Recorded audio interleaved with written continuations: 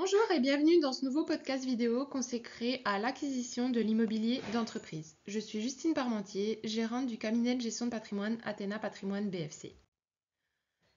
L'acquisition de l'immobilier d'entreprise. Dans cette présentation, nous explorerons ensemble les différentes approches d'acquisition immobilière, leur implication fiscale et juridique, ainsi que les stratégies de financement optimales pour votre entreprise. Les différents modes d'acquisition. Deux approches principales. Acquisition directe du bien immobilier. Achat classique d'un actif immobilier, commercial, industriel ou de bureau par une personne physique ou morale. Acquisition des parts sociales. Achat des titres d'une société détenant déjà le bien immobilier, généralement sous forme de SCI, Société Civile Immobilière. SCI translucide à l'impôt sur le revenu ou SCI à l'impôt sur les sociétés IS. Le choix entre ces options déterminera les implications fiscales, juridiques et financières de votre investissement. Acquisition directe ou via une SCI translucide à l'impôt sur le revenu. Premier avantage, rapidité d'exécution. Signature possible sous signe privé sans nécessité d'acte authentique, permettant une formalisation plus rapide de la transaction et une réduction des délais d'acquisition. Fiscalité avantageuse. Droit d'enregistrement réduit par rapport à d'autres structures juridiques, optimisant le coût global de l'opération immobilière. Valorisation à la revente bénéficie d'abattements proportionnels à la durée de détention lors de la revente, permettant une réduction significative de l'imposition sur la plus-value réalisée. Cette option est particulièrement avantageuse pour les investisseurs ayant une vision à long terme et souhaitant bénéficier d'une fiscalité optimisée sur la durée. Risque de l'acquisition de parts en SCI translucide. Diligence limitée. Procédure de vérification moins complète qu'une acquisition classique, notamment concernant les diagnostics techniques et le règlement de copropriété, augmentant le risque de découverte post-acquisition. Reprise intégrale du passif. Responsabilité sur l'ensemble des dettes et litiges de la société, y compris ceux dont déclarés au moment de l'acquisition, créant un risque financier potentiellement important. Garantie bancaire complexe. Difficulté accrue pour obtenir des financements, les banques considérant le notissement de parts sociales comme une garantie moins solide qu'une hypothèque sur un bien immobilier. Acquisition via une SCI à l'impôt sur les sociétés.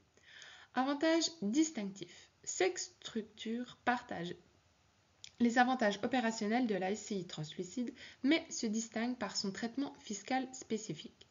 La particularité majeure réside dans le calcul de la plus-value, qui s'effectue selon une comptabilité reconstituée avec amortissement depuis l'origine de l'acquisition. Cette approche permet une gestion optimisée de la fiscalité sur le long terme, particulièrement adaptée aux investissements importants avec valorisation progressive. La SCI à l'IS présente une approche fiscale différente mais tout aussi avantageuse pour certains profils d'investisseurs. Conséquences fiscales, acquisition par société à l'IS. 1. Reconstitution du plan d'amortissement. Nécessité de reconstituer l'historique comptable du bien depuis son acquisition originelle, incluant tous les amortissements pratiqués jusqu'à la date de cession. 2. Calcul spécifique de la plus-value. La plus-value imposable est calculée par la différence entre le prix de vente et la valeur nette comptable, prix d'acquisition moins amortissement cumulé. 3. Opportunités de revalorisation. Possibilité d'optimisation fiscale via une fusion permettant de revaloriser l'immeuble sans impact fiscal immédiat, créant ainsi une base amortissable plus élevée. Ce mécanisme offre une flexibilité fiscale importante, mais requiert une expertise comptable approfondie pour être pleinement exploité. Acquisition de parts d'une SCI à l'IS. Avantage stratégique. Décote sur la valorisation. Possibilité de négocier une décote significative sur le prix d'acquisition en raison des coûts fiscaux latents liés à une éventuelle sortie du bien de la structure. Régime Murphy. Pour les acquéreurs à l'IS détenant plus de 5% des parts, bénéfice du régime Murphy permettant une exonération quasi totale des dividendes perçus 95%. Cette approche est particulièrement adaptée aux groupes d'entreprises cherchant à optimiser leur structure de détention immobilière et leur fiscalité globale. Limite de l'acquisition de parts d'une SCI à l'IS. Contrainte d'amortissement. obligation de poursuivre le plan d'amortissement initial du bien immobilier, sans possibilité de le revaloriser directement, limitant l'optimisation fiscale immédiate. Le poids du passé comptable s'impose à l'acquéreur avec ses avantages et ses contraintes. Imposition sur cession ultérieure. Lors d'une revente future, la plus-value sera calculée et taxée sur la différence entre le prix de cession, la valeur nette comptable après amortissement. Cette mécanique peut générer une charge fiscale significative si le bien s'est fortement apprécié depuis son acquisition originelle. Stratégie de financement. Emprunt ou apport? Le choix optimal dépend de plusieurs facteurs clés propres à chaque investisseur. Facteurs décisionnels. Montant des apports personnels disponibles, capacité de remboursement à moyen et long terme, stratégie fiscale globale de l'entreprise. Recommandations stratégiques. Pour les projets nécessitant un financement important par emprunt, la structure à l'IS est généralement préférable car elle permet une déduction fiscale intégrale des intérêts d'emprunt. Les avantages du financement par emprunt. Effet de levier financier. Augmentation significative de la rentabilité nette des fonds propres investis, particulièrement efficace dans un contexte de taux d'intérêt bas et de fiscalité élevée. Préservation des liquidités. Conservation des ressources financières disponibles pour d'autres opportunités d'investissement ou besoins opérationnels de l'entreprise. Bouclier fiscal. Dans une structure à l'IS, déductibilité intégrale des intérêts d'emprunt du résultat imposable, réduisant le coût réel du financement après impact fiscal. L'effet de levier permet d'amplifier la rentabilité des fonds propres sous réserve que le rendement locatif soit supérieur au coût de l'emprunt. Risques et contraintes du financement par emprunt. Coût financier direct. Charges d'intérêt cumulées significatives sur la durée du prêt, ainsi que frais de garantie, hypothèque, cautionnement pouvant représenter 1 à 3% du montant emprunté. Covenants restrictifs. Clauses contractuelles imposées par les banques limitant la liberté de gestion, notamment sur la distribution de dividendes, le niveau d'endettement maximal ou les ratios financiers à maintenir. Vulnérabilité financière. Risque d'effet de levier inversé en cas de baisse de la rentabilité ou de vacances locatives, pouvant mettre en péril l'équilibre financier global du projet et la pérennité de l'entreprise. Apport en compte courant d'associés contre capital social. Dans une SCI translucide à l'IR. Équivalence fiscale.